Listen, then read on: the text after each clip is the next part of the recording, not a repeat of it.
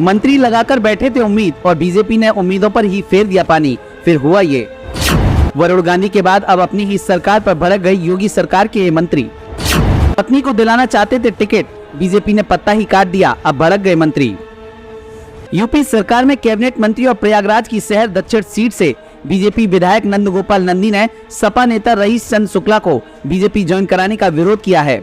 उन्होंने कहा कि स्थानीय विधायक होने के नाते रईस चंद्र शुक्ला को बीजेपी में शामिल कराने से पहले उन्हें विश्वास में नहीं लिया गया और न ही उन्हें कोई औपचारिक सूचना दी गई थी।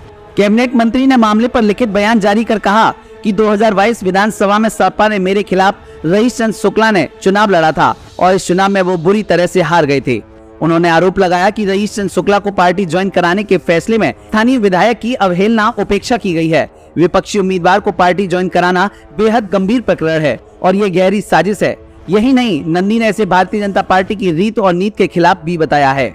नंदगोपाल नंदी ने कहा कि पार्टी के लोकतांत्रिक मूल्यों में गहरी आस्था के सिद्धांत के खिलाफ ये फैसला लिया गया है। जो लोग पार्टी को प्राइवेट लिमिटेड कंपनी की तरह चलाना चाहते हैं और अपनी हठधर्मिता से पार्टी को लगातार हानि पहुंचा रहे हैं, उनकी घोर निंदा करता हूं। नंदी ने कहा ये रवैया पार्टी की मूल वैचारिक और कार्य पद्धति के खिलाफ है। दरअसल डिप्टी सीएम केशव प्रसाद मौर्य ने आज बीजेपी कार्यालय में रईस चंद्र शुक्ला को बीजेपी ज्वाइन कराई है। रईस चंद्र शुक्ला वही शख्स हैं जिन्होंने पिछले साल विधानसभा चुनाव में नंदगोपाल नंदी के खिलाफ समाजवादी पार्टी से चुनाव लड़ा था।